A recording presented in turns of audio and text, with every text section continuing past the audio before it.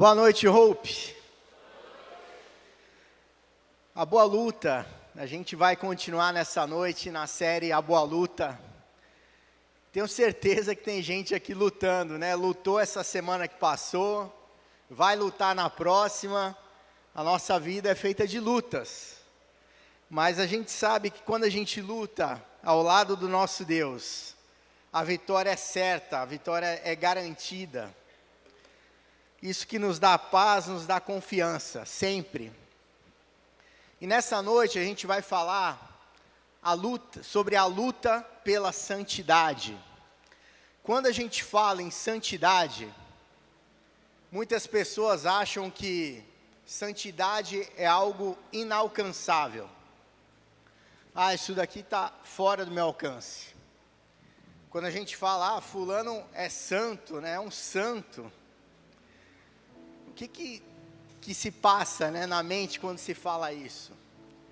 Tem gente que fala assim, poxa, essa mulher é uma santa para aguentar esse marido aí. Ou esse marido é um santo para aguentar essa mulher. Mas não é dessa santidade que eu estou falando. Não estou falando de capacidade de suportar coisas, de suportar desafios, situações difíceis.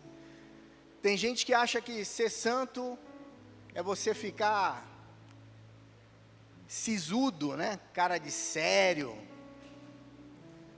Uma pessoa que se fecha, reclusa, que vai para um mosteiro distante, fica lá enfurnado, sem contato com a humanidade, para se tornar uma pessoa santa. E tem realmente tantas religiões, né, em que as pessoas dedicam a sua vida em busca de uma purificação ou de uma pureza, mas é inalcançável. A gente só alcança isso com Jesus Cristo, que nos lava, nos purifica de todo o pecado e nos santifica.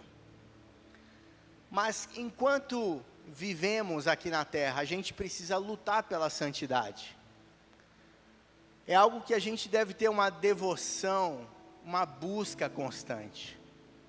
Eu estava falando que algumas pessoas pensam que ser santo é ser sério, não sorrir. Mas Deus é um Deus de alegria. A Bíblia fala, a alegria do Senhor é a nossa força. A Bíblia fala, tem um texto na Bíblia que fala que Deus fez até os mares, para que o Leviatã brincasse neles. A Leviatã aqui no texto original é como se fosse um grande animal marinho. A gente não sabe exatamente que animal marinho era esse. Mas Deus fez os mares para que até o Leviatã se divertisse, brincasse neles. Deus é um Deus de alegria. É um Deus de felicidade. Há alegria na presença dEle. E a presença dEle é santa. Você não precisa ser tristonho para ser santo. Você pode ser santo alegre, feliz. E a busca de santidade é algo que faz parte da vida cristã. A Bíblia nos ensina que quando Jesus Cristo se torna o Senhor e Salvador das nossas vidas, nós somos santificados nele. Nós vamos continuar pecando, errando, mas a partir de então, quando Deus olha para cada um de nós, Ele está olhando para o sangue de Jesus Cristo sobre as nossas vidas. É mais do que um simples simbolismo. Literalmente é como se Deus visse o sangue de Jesus Cristo sobre nós. Por isso Ele nos ama, por isso Ele quer que a gente viva uma vida de santidade. Paulo, ele escreveu para Timóteo, em 1 Timóteo 4, versículos 7 e 8, ele falou assim para Timóteo: exercite-se na devoção. E continua dizendo, o exercício físico é de algum valor. Como se Paulo estivesse dizendo, olha, não é que não fazer atividade física não tem valor. Tem sim, tem algum valor, tem a sua importância. Mas a devoção é ainda mais importante, pois promete benefícios, tanto para a vida presente como para a futura. Quando Paulo está falando para Timóteo, Timóteo, tenha devoção, ele está dizendo, concentre-se, seja dedicado. A palavra no original em grego, de exercitar-se, né, essa devoção, é quase como vá para a academia, vá para o ginásio, onde você vai se exercitar ali. É isso que Paulo está falando para Timóteo. Vá para um lugar onde você se exercite. E a vida aqui na terra, uma vida de lutas, de desafios, de dificuldades, é uma academia de santidade. São tantos desafios e dificuldades que nos fazem sermos forçados a nos exercitar no relacionamento com Deus, a buscarmos uma vida de devoção, para que a gente possa estar firmes, para que a gente possa realmente sermos santificados. A gente usa a expressão, você já fez o seu devocional, a sua devocional nessa manhã? Tem um texto devocional, todos os domingos, depois que a gente termina o culto, ou no domingo à noite, ou na segunda-feira de manhã, a gente encaminha para as pessoas que estão no grupo de voluntários, ou no Hope News, no WhatsApp, uma devocional com base na mensagem que a gente prega no domingo. Um para cada dia da semana. Se você ainda está no Hope News, dá seu número de telefone, porque você vai começar a receber essa devocional todas as semanas. Por quê? Porque a gente quer que a igreja crie o hábito de ter uma devocional semanal ou diária, um momento separado para você se dedicar a conversar com Deus, a falar com Ele. A santidade é liberdade, não é peso, não é uma carga difícil de carregar. A santidade implica em você entender que você foi escolhido, separado por Deus. E a palavra santo no original significa separado, consagrado. Você foi separado, você foi consagrado por Deus. Deus é único, não há ninguém semelhante ao nosso Deus. Ele é o único Deus. E Ele escolheu o seu povo, os seus filhos, para serem separados. Isso é uma grande honra que cada um de nós tem. Você foi separado, você foi escolhido por Deus. Você é especial. E porque você é especial, você foi separado. Deus quer que você, como disse aqui Paulo a Timóteo, que você se exercite na devoção. Você precisa se exercitar na devoção, se dedicar, ter diariamente um tempo com Deus, se aproximar dEle, porque quanto mais você se aproxima de Deus, mais você fica parecido com Ele. É assim em relacionamento, quanto mais você se relaciona com uma pessoa, quanto mais você anda perto dessa pessoa, mais você vai adquirindo as características dessa pessoa e ficando mais parecido com ela. Com Deus é a mesma coisa. Quanto mais você anda na presença de Deus, mais você vai ser santificado, mais você vai se parecer com Ele. Quando a gente pensa, né, que não é em exercitar-se, a gente está falando de uma constância, de uma rotina. Quando você fica um bom tempo sem praticar nenhum tipo de esporte ou atividade física, e de repente, né, te chamam para jogar aquele futebol de final de semana, você não joga há 1 ano, a chance de você se lesionar, de você se machucar é grande, porque você não está praticando esportes com frequência, você não tem ido para a academia, seus músculos não estão mais fortalecidos, estão flácidos, aí você vai, entra numa atividade física e de repente se machuca, porque você não está se preparando adequadamente. Eu corri a maratona de Nova York 2 vezes. A primeira vez são 42 quilômetros, tá? A primeira vez que eu corri, eu tinha 20 e poucos anos de idade. Trabalhava numa empresa e uma consultoria americana. Eles montaram um time de gente do mundo inteiro para correr. Eu me candidatei, arrumaram um ingresso para mim, para eu participar da maratona. Só que eu não treinava, assim, eu era jovem. Corria 2 vezes por semana, 3, e me preparei mais ou menos. Mas ajudou que eu tinha 20 e poucos anos de idade. E eu fui lá e consegui terminar. Só que eu fui 20 anos depois, já nos meus 40 e poucos anos, eu fui de novo correr. E eu fui muito mais rápido do que quando eu tinha 20 anos. Porque eu treinei. Tinha uma planilha, treinei bonitinho, me preparei. Tinha uma rotina de exercícios, alimentação, cuidado. A vida cristã é assim também. Se você vai e faz de qualquer jeito, sem se preparar, você não vai fazer o seu melhor. Você vai correr mais ou menos, porque você não está se preparando diariamente, semanalmente, como deveria. E é isso que Deus espera de cada um de nós, que você treine. Paulo está falando, exercite-se na devoção. É um compromisso, você tem uma planilha e você não pode pular um dia de treino. Se na segunda-feira tem que ir para a academia, vai. Se na terça é uma corridinha, vai. Na quarta, na quinta, na sexta, todos os dias você precisa se exercitar na devoção a Deus. É um comprometimento, é um compromisso com Ele. A devoção gera santidade. Lá em Êxodo 33, versículo 13, a primeira parte, esse versículo é uma oração de Moisés. Moisés está falando assim, se é verdade, está falando com Deus, se é verdade que te agradas de mim, Deus, permita-me conhecer os teus caminhos. Essa é uma oração de um verdadeiro adorador. Ele está dizendo, Deus, permita-me conhecer os teus caminhos.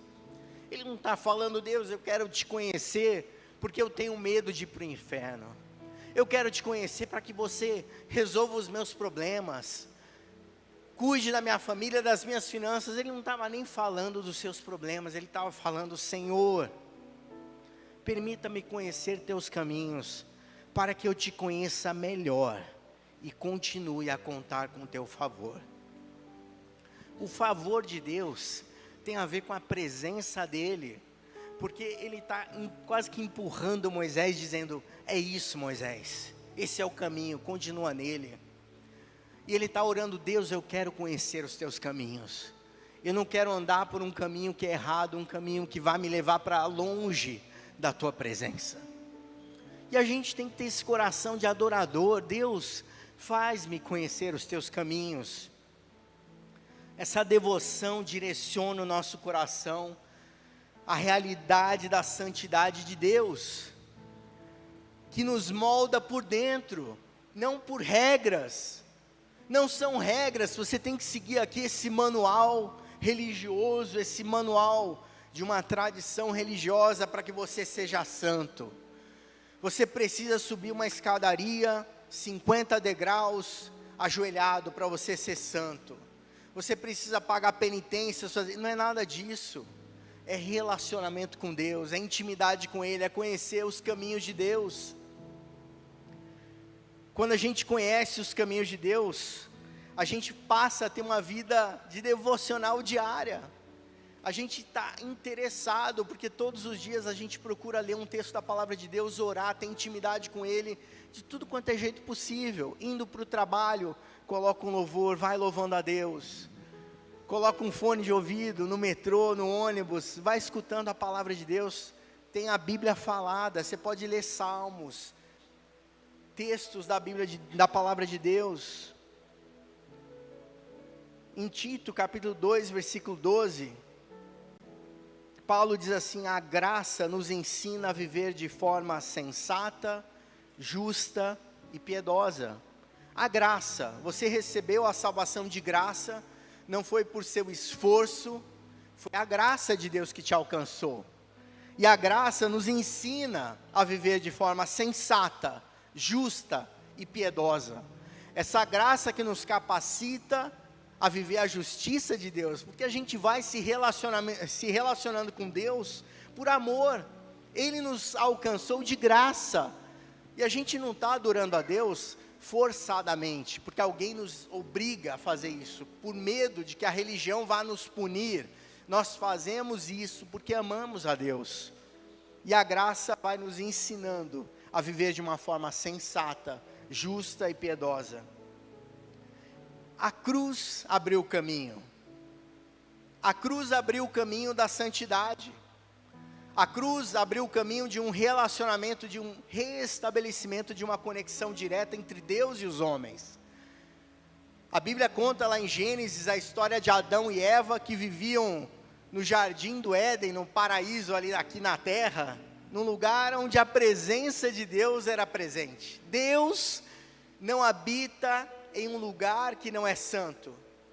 E a Bíblia fala que quando Jesus Cristo passa a habitar nos nossos corações, o Espírito Santo de Deus habita em nós, nós nos tornamos templo do Espírito Santo, porque nós fomos santificados. O Espírito Santo de Deus não poderia habitar dentro de um coração que não recebeu a Jesus Cristo como Senhor e Salvador da sua vida. E por isso nós temos esse chamado, nós fomos chamados a viver uma vida santa. É nossa obrigação, não no sentido de Deus vai nos forçar a fazer isso, mas por tudo aquilo que Deus fez, é como se nós nos sentíssemos obrigados no bom sentido, dizendo: Deus, é o mínimo que eu posso fazer por você, por tudo aquilo que você fez por mim. Você morreu na cruz, se entregou em meu lugar. A cruz abriu o caminho. Em Efésios 1:7, a Bíblia diz assim: nele, em Jesus Cristo, temos a redenção. Pelo seu sangue, a remissão dos pecados, ou o perdão dos pecados, fomos santificados, fomos redimidos, lavados pelo sangue de Jesus Cristo. O favor de Deus não depende do nosso desempenho, mas daquilo que Jesus Cristo fez na cruz por nós. É por amor, é pela graça que nós fomos salvos. Então a graça não é permissão para pecar. Não é porque eu fui alcançado pela graça que eu vou viver de qualquer jeito, vou fazer aquilo que eu bem entenda. Não, eu vou procurar viver uma vida santa, uma vida separada. Se você foi separado e escolhido por Deus, você precisa buscar viver uma vida onde você é a expressão da santidade de Deus aqui na terra. As pessoas que não conhecem a Jesus Cristo ainda, elas não veem o Deus santo ainda, mas elas podem, através das nossas vidas, verem exemplos de pessoas que estão buscando a santidade em Deus. Pessoas que são imperfeitas, mas que vivem, como Paulo falou para Timóteo, se exercitando na devoção, mirando aquele alvo. Eu tenho uma corrida programada no final do ano, eu vou correr todos os dias, eu vou treinar todos os dias, eu tenho um objetivo, eu vou ser devoto, eu vou me consagrar nesse objetivo de exercitar a minha vida num relacionamento e na proximidade com Deus. Viver em santidade é uma resposta ao sacrifício de Jesus na cruz. É responder aquilo que Ele fez por nós, em obediência, não como um peso, mas como um fruto do amor que Ele concedeu para cada um de nós. Por isso, não pare de treinar. Continue treinando, vá para a academia espiritual todos os dias. Não perca um treino, é importante.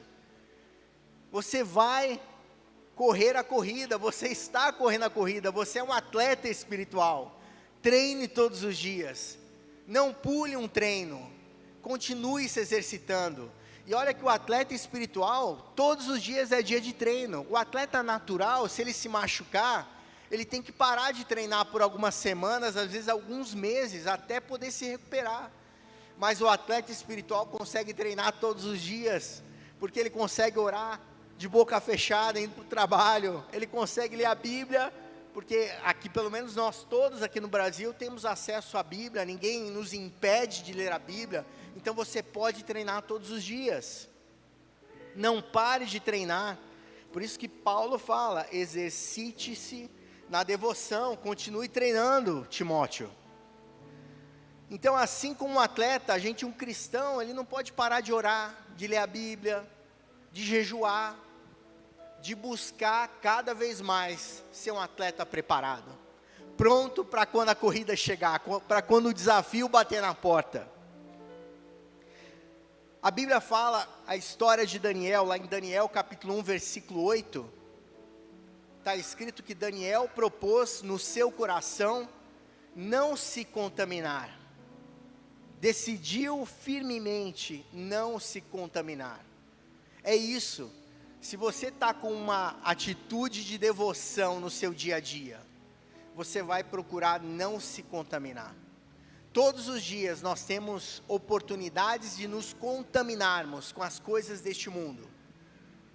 Quando Paulo, ele começou a pregar o Evangelho na Grécia, aos romanos, e ele trazia o princípio, o conceito de santidade, as pessoas achavam que é isso?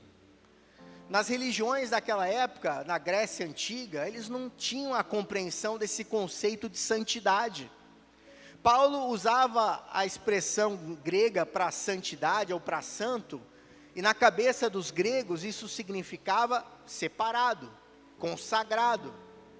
Tinha, por exemplo, alguns templos onde as pessoas se prostituíam como uma forma de culto aos deuses ali da Grécia.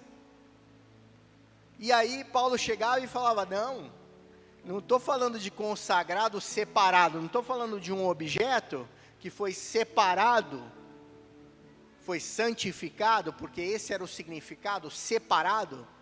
Eu estou falando de vocês se separarem das coisas que te contaminam.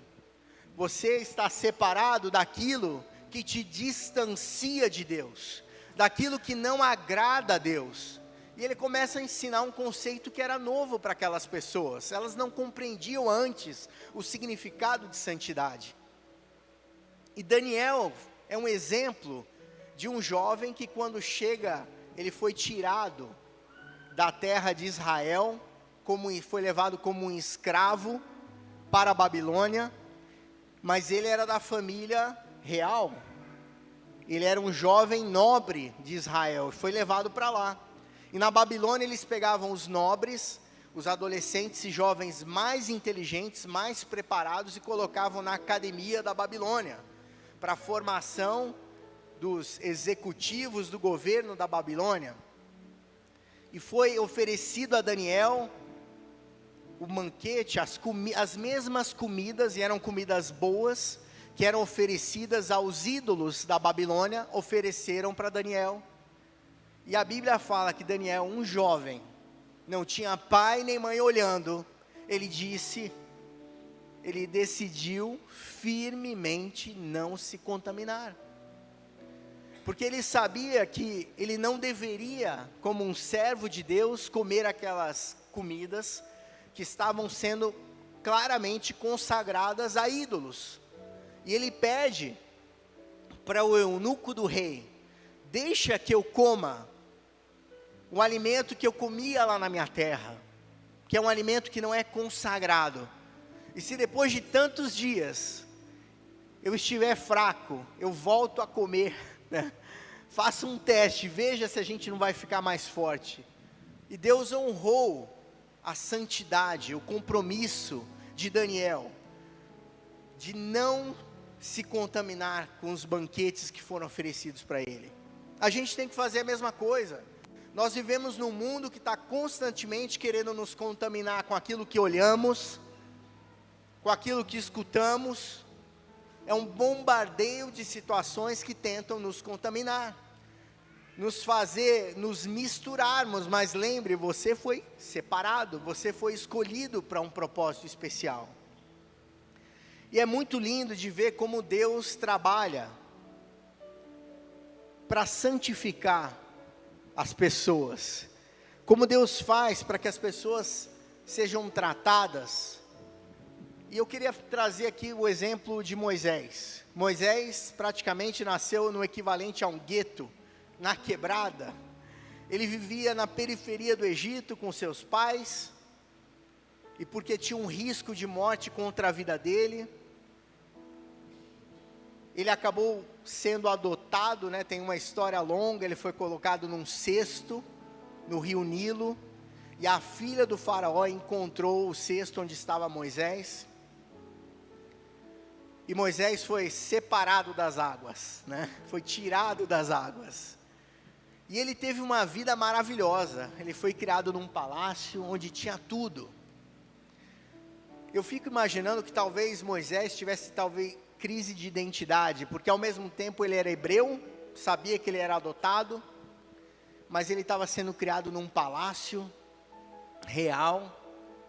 Mas vira e mexe, Moisés ia ver o seu povo, ia espiar lá, como é que estão os hebreus, eu vim de lá. E é natural, né, para um jovem que saiu do povo hebreu, querer visitar, mesmo estando agora na elite do Egito, como se fosse um filho adotivo do faraó. E um dia ele foi espiar e viu que um dos egípcios estava maltratando, espancando o hebreu.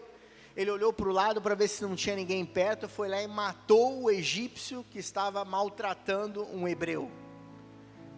E depois de um tempo descobriram, e ele teve que fugir. E a Bíblia conta que quando ele fugiu, ele tinha 40 anos de idade.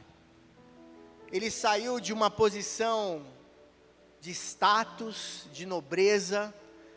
Ele foi formado no Egito intelectualmente. Ele era um homem muito inteligente e preparado. E aí ele teve que abandonar toda aquela riqueza e foi para uma terra chamada terra de Midian, e foi ser pastor de ovelhas, num lugar deserto, numa terra árida. E quantas vezes nas nossas vidas a gente está vivendo numa posição de tranquilidade, de conforto, e de repente vem uma situação na nossa vida que nos tira da zona de conforto. Parece que puxam o tapete debaixo dos nossos pés. A gente estava num patamar alto e de repente a gente vai jogado lá embaixo no chão. E a gente às vezes pensa que Deus se esqueceu de nós. Ele nem se lembra, porque se Deus estivesse olhando para a minha situação, Ele não permitiria que isso acontecesse. Mas a Bíblia ensina que todas as coisas contribuem para o bem daqueles que amam a Deus. Você já agradeceu a Deus pelo seu deserto?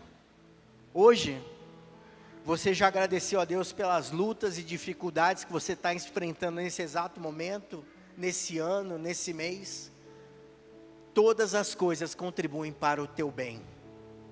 Se você está no deserto, Deus está trabalhando com a sua vida e está fazendo você se exercitar. Pelo menos Ele vai estar tentando te empurrar para uma vida de santidade, com os problemas, com as lutas e dificuldades.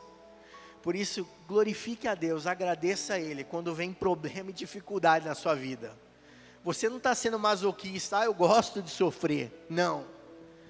Observe cada situação difícil, cada problema é uma oportunidade para você se aproximar mais de Deus. É uma oportunidade para Deus santificar a tua vida. Às vezes a gente está lá, né? Não está santificando, e vem um problema, vem uma situação difícil. E às vezes você está há tanto tempo nesse deserto, parece que o deserto não vai acabar nunca, porque você ainda não se, como disse Paulo a Timóteo, exercite-se na devoção. Você está fugindo do problema, fazendo o quê? Chorando, se afundando ainda mais no problema, ou você está buscando a presença de Deus em oração, em comunhão, em relacionamento com Ele? Eu fico imaginando Moisés nesses 40 anos lá em Midian. Imagine, 40 anos são muitos anos. Ele ficou os primeiros 40 anos da vida dele no Egito e os segundos 40 anos lá em Midian, um lugar esquecido, distante, uma terra seca, cuidando de ovelha. O pastor de ovelha tem uma vida solitária, ele vai para onde tem grama, onde tem pasto, às vezes tem que ir quilômetros de distância para achar uma gramínea, onde as ovelhas possam comer. E o que não passava pela cabeça de Moisés lá? Poxa, essa hora lá no Egito, tinha lá um mordomo trazendo comida para mim, frutas frescas, a melhor comida possível, e olha eu aqui, esquecido. Eu achava que o propósito de Deus em ter me levado para o Egito, seria para me preparar para um dia, interceder pelos hebreus, para que um dia eu pudesse dar uma condição de vida melhor para os hebreus, e mal sabia ele, que o plano de Deus era infinitamente maior. Deus tinha algo muito maior do que Moisés podia imaginar naquele deserto, chorando as pitangas, reclamando do status em que ele se encontrava naquele momento. Deus tinha um plano de levantar Moisés como um grande homem de Deus, e o deserto foi necessário para preparar Moisés, para levar o povo de Israel, do Egito até a terra prometida. Não reclame do seu deserto, você não sabe o que Deus está usando, está permitindo, para que você chegue na terra prometida, para que você seja levantado por Deus para impactar outras vidas, para que o testemunho do seu deserto seja bênção na vida de pessoas que um dia também vão passar pelo deserto que você passou.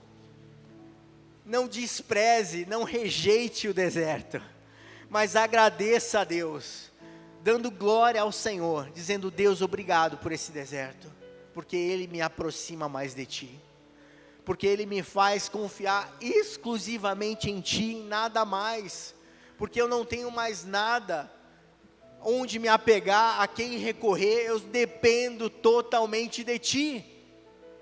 E se você depende totalmente de Deus, você vai sendo santificado, porque você está buscando a presença dEle, você está buscando de uma maneira devocional, de uma maneira constante, a presença dEle, você assim vai sendo santificado. E é muito lindo que depois de 40 anos no deserto, um belo dia, Moisés, no meio daquele deserto, ele enxerga um arbusto pegando fogo, a sarça, como está escrito na Bíblia, e ele olha uma sarça, um arbusto. Imagine só, no deserto, se alguma coisa pega fogo, nesse inverno, né, a gente passa na estrada, às vezes as pessoas jogam bituca de cigarro, pega fogo naquele matagal, rápido, mas ele viu uma coisa estranha, um arbusto que pegava fogo, mas que não consumia o arbusto continuava lá inteiro, e ele foi se chegando perto, foi chegando mais perto, até que o anjo do Senhor virou para ele e falou assim: pare, Moisés, e tire a sandália dos teus pés, porque o lugar onde você está pisando é santo.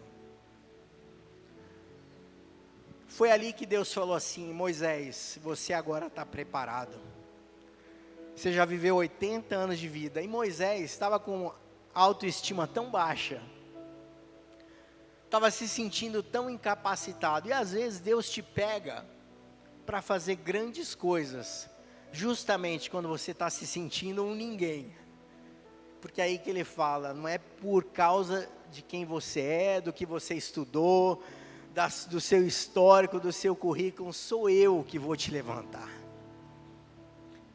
não é por força nem por violência, mas pelo meu Espírito, diz o Senhor.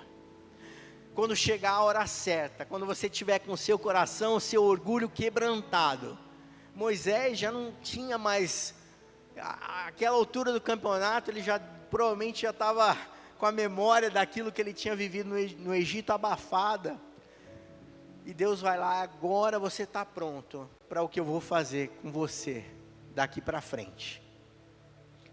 E aí é muito lindo isso, né? Não é porque o lugar onde, aquele chão, muitas pessoas talvez tenham passado naquele lugar, onde Moisés agora tinha que tirar a sandália, animais, ovelhas, mas a presença de Deus é que santifica o lugar, a presença de Deus. Depois, quando Moisés é chamado para levar o povo da terra do Egito para a terra prometida, a presença de Deus era constante junto ao povo de Israel. Durante o dia tinha uma nuvem visível aos olhos de todo Israel. À noite, uma coluna de fogo. Já pensou? Você 40 anos caminhando na presença de Deus. É como se você tivesse todas as semanas participando de conferências cristãs de alto nível, com o profeta Moisés, o homem de Deus, o homem que falava com Deus diretamente, falava com Deus e falava com o povo. Mas mesmo com a presença, palpável de Deus, o povo de Israel começou a se rebelar. O que era santo, o que era consagrado, o que era sobrenatural, as pessoas começaram a desvalorizar, porque eles estavam tão acostumados com a glória e a presença manifesta de Deus todos os dias, que começaram quase que a tratar isso como se fosse algo natural, algo comum. E nós cristãos fazemos a mesma coisa, porque o Espírito Santo de Deus habita em nós, é a presença manifesta de Deus dentro de nós. Que honra é essa? Nós somos o templo do Espírito Santo de Deus, é a presença de Deus andando com você de dia e de noite. O povo de Israel tinha a nuvem de dia e a coluna de fogo à noite. E nós temos muito mais do que isso, porque temos o próprio Espírito Santo de Deus habitando dentro de nós. E isso é o que nós precisamos como ponto de partida para a santificação. Deus fala lá em Levíticos para o povo dele: sede santos, porque eu sou santo. E Deus está falando para a igreja nessa noite também: sejam santos, porque Deus é santo. É uma ordem: sejam santos, lute pela santidade, não se contente com pouco, com uma vida cristã mais ou menos, medíocre. Deus permite desertos, lutas, dificuldades e problemas, mas para que a gente se aproxime dEle. Todos os dias no seu trabalho, na sua família, na sua casa, são lutas e dificuldades, faz parte.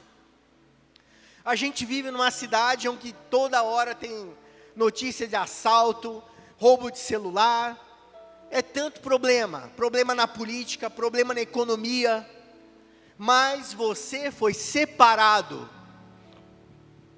você foi escolhido para viver uma vida santa. Não importa o ambiente onde você esteja, não importa o país, a cidade, você foi chamado para viver uma vida de santidade.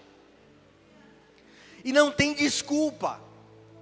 A gente cria desculpas para não ter lido a Bíblia na semana que passou, para não ter orado, para às vezes só se lembrar de Deus quando o problema bate na porta. Mas Deus nos chama para uma vida de santidade. O deserto ensina dependência de Deus. Moisés estava longe da corte, lá em Midian, sozinho, mas aprendeu a depender de Deus em cada necessidade, na escassez, no pouco, dependência de Deus. O deserto revela a nossa necessidade de santidade. A gente às vezes está com tudo bem, não está acontecendo humanamente falando, né? Porque se você não está vivendo uma vida de santidade, não está tudo bem. Aparentemente pode ser que você sinta que está tudo bem. A conta bancária está gorda, as dívidas foram pagas, está tudo bem. Mas se você não está vivendo uma vida de santidade, não está tudo bem. O deserto purifica as motivações. Aquilo que você tem feito, as suas atitudes. Quando você fica afastado dos holofotes, quando ninguém está vendo, Como que são suas atitudes? No trabalho, as pessoas sabem que você é cristão?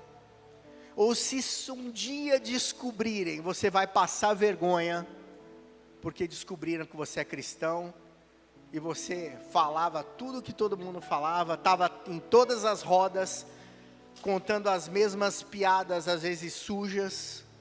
Será que se descobrirem que você é cristão, você vai passar vergonha? A vida de santidade é uma convocação para uma vida íntegra, para uma vida onde você age da mesma forma no seu trabalho, na sua casa, na igreja. Integridade é uma coisa só, uma coisa única. O deserto também é lugar de revelação, porque Deus se revela a nós, assim como Ele se revelou a Moisés, naquele arbusto, naquela sarça, que pegava fogo, mas não era consumida. Quantas vezes a gente precisa estar passando por um aperto, por uma luta grande, para a gente enxergar e entender aquilo que Deus quer fazer nas nossas vidas. A santidade atrai o favor de Deus. O favor de Deus sobre as nossas vidas. Eu fico pensando, quantas bênçãos, quantas coisas que Deus gostaria de derramar sobre a vida de cada um de nós, e às vezes Ele não derrama, ou não entrega certas bênçãos, porque nós ainda não estamos preparados para receber aquilo que Deus tem reservado para as nossas vidas. Deus não quer entregar um presente na mão de um filho, que sabe que o filho não vai ter a responsabilidade e a maturidade necessária para receber aquele presente. E a santidade atrai o favor de Deus. Atrai o favor de Deus em situações que a gente às vezes nem está percebendo. Deus está ali derramando o seu favor sobre as nossas vidas. Lá em Êxodo 33:17, Deus falou com Moisés, o Senhor respondeu a Moisés: farei o que me pede, porque tenho me agradado de você, e o conheço pelo nome. Olha que lindo isso. Deus sabe o nome de todas as pessoas. Deus é onisciente, onipotente, onipresente. Ele sabe o nome de cada um de nós. Ele sabe o nome de todas as pessoas que já passaram por esse planeta Terra e todas que ainda vão nascer. Mas Ele vira para Moisés e fala assim: Moisés, eu te conheço pelo nome. Na cultura daquela época, conhecer pelo nome é como se fosse assim, não é um amigo distante, você é um amigo próximo, você está sempre perto de mim, você está sempre buscando a minha presença. Quando você ora, Moisés, você fala: Deus, eu quero conhecer os teus caminhos, Deus, eu quero saber aquilo que te agrada, para que eu possa fazer, Deus, aquilo que te agrada.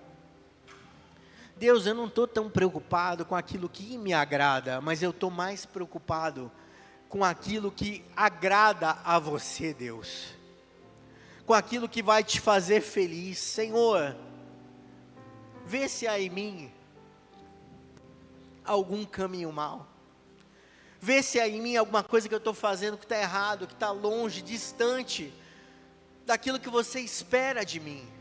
Corrige a minha rota, Senhor, me ajuda a viver uma vida de santidade, me ajuda a viver de uma maneira que te agrade, a tal ponto, Deus, que você possa dizer para mim: eu te conheço pelo teu nome.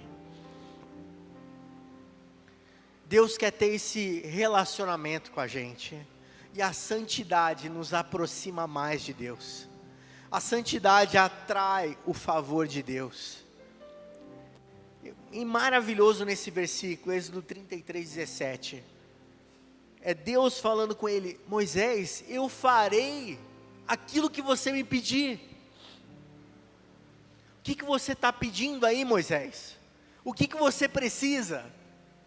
E Moisés tinha um relacionamento tão bom com Deus, tão maravilhoso. Moisés nunca ia pedir riqueza, Porque Moisés sabia que a verdadeira riqueza é o relacionamento com Deus.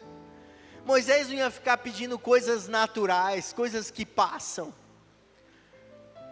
Quando a Bíblia fala, buscai em primeiro lugar o reino de Deus e a sua justiça, e as demais coisas vos serão acrescentadas.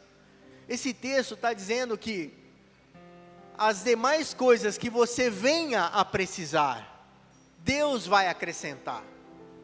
Nessa passagem, Jesus Cristo que disse isso: busque em primeiro lugar o reino de Deus e a sua justiça, e as demais coisas vos serão acrescentadas. Ele está falando isso porque antes ele estava falando também sobre os pássaros que não trabalham, mas têm comida, os lírios do campo, que não têm dinheiro, mas se vestem com as melhores vestes possíveis, são maravilhosos. E Jesus estava ensinando um princípio: busca em primeiro lugar o reino de Deus. E quem busca o reino de Deus, não está buscando o reino de Deus por causa das coisas que Deus pode dar para elas, está buscando o reino de Deus por causa do amor que essas pessoas têm a Deus. E a consequência é que naturalmente o favor de Deus virá sobre as nossas vidas, e Ele vai nos abençoar de maneiras que a gente nem imagina, porque o favor de Deus vem sobre as nossas vidas.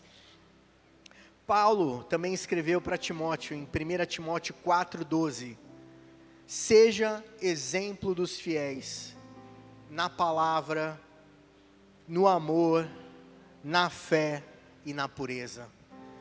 Paulo está ensinando o jovem Timóteo: seja exemplo. Você vai buscar uma vida de santidade não apenas porque você ama a Deus, mas também de uma maneira secundária, porque você estará com a sua vida de santidade, dando exemplo para outras pessoas. Uma pessoa que vem à nossa igreja pela primeira vez, e começa a conhecer as pessoas, conversando. A gente aqui não conhece as pessoas como elas são. O nosso contato aqui é mais pontual, né? Nos encontramos aos domingos. Claro que as pessoas que estão há mais tempo, né? Você começa a servir como voluntário, vai se aproximando, laços de amizade vão acontecendo. Mas a gente precisa, desde sempre, você que já é cristão há muito tempo, você precisa entender que você tem uma responsabilidade de ser exemplo. Tem gente que acha que vem para a igreja, eu já tenho Jesus, está mais do que suficiente. Não. Se você tem Jesus e tem uma pessoa iniciando a jornada dela agora, começando na caminhada, você tem que ser exemplo. Como Paulo está dizendo aqui, seja exemplo na palavra. Como é que você vai ser exemplo na palavra se você não conhece nem João 3,16? Porque Deus ama o mundo de tal maneira. Não conhece Salmo 23,1, o Senhor é o meu pastor e nada me faltará. Você precisa estudar a palavra de Deus. Seja exemplo na palavra. Seja exemplo no amor. Como é que você tem sido no cuidado com as pessoas? Às vezes não ama nem gente da própria família, quanto mais gente de fora. Não, amar não é fácil às vezes é difícil amar. Mas Jesus falou que amai os vossos inimigos. Quanto mais as pessoas que vêm se aproximando do reino de Deus, buscando conhecer Jesus Cristo. Seja exemplo na fé. A fé vem pelo ouvir e ouvir pela palavra de Deus. Sem fé é impossível agradar a Deus. Paulo está convocando Timóteo para ser exemplo na fé. Aqui na igreja, a gente precisa, os cristãos mais antigos, ou que estão mais tempo na caminhada, precisam ser exemplo na fé, para aqueles que estão iniciando na caminhada. E como é que você vai ser exemplo na fé? Com a sua constância, com o seu compromisso, com a sua dedicação. Eu ouvi uma expressão há pouco tempo atrás, falando dos cristãos consumidores. Como se viessem à igreja como consumidores, como vão às vezes a um shopping. O ar-condicionado precisa estar perfeito, a iluminação precisa estar perfeita, tem que estar tudo perfeito para mim. Eu sou consumidor, eu estou pagando, né? A gente não pode ser cristão consumidor. Nós somos salvos para fazer a diferença, salvos para abençoar outras pessoas, salvos para impactar a vida de outras pessoas, não só receber, só acumular e não entregar nada. A vida de santidade nos leva a mudar a perspectiva, mudar a nossa forma de pensar, a forma de enxergar as coisas, compreender que a gente não está aqui só para ocupar espaço na terra, nós estamos aqui para fazer a diferença. Nós estamos aqui para sermos usados por nosso Deus, o nosso Deus que é santo. Lute pela santidade, permaneça na devoção, dedicação, uma luta constante. Você todos os dias vai ter uma infinidade de coisas que vão tentar te afastar de uma vida de santidade, vão tentar te afastar da devocional. A correria vai querer fazer com que você saia de sua casa atropelado, sem orar, sem falar com Deus, sem meditar sequer em um versículo da palavra de Deus. Vai fazer com que você já saia só preocupado com os problemas que você tem pela frente na segunda-feira, no trabalho. Mas uma vida de santidade é uma vida onde você se preocupa em primeiro lugar com as coisas de Deus, e Deus vai se preocupar com as suas coisas. E quem vai cuidar melhor das suas coisas, você ou Deus? Às vezes Deus nos deixa ali esperneando, batendo cabeça literalmente, até que a gente aprenda que a nossa confiança tem que estar depositada nele. Não é com o nosso esforço pessoal, só com a nossa força, que a gente vai conseguir as coisas. Busque em primeiro lugar o reino de Deus e a sua justiça, e as demais coisas Deus vai acrescentar na sua vida. O favor de Deus virá sobre a sua vida, na medida em que você coloca Deus em primeiro lugar. Eu vou pedir para a igreja ficar em pé, por favor. Nós vamos estar orando agora. E eu queria terminar com uma frase que diz assim: não se vence o pecado por força de vontade, mas por força de comunhão, de relacionamento com Deus. Onde há devoção, há transformação. Onde há exercício, há resistência, você vai ficando mais forte. Onde há sangue, há favor. Então lute pela santidade, amém?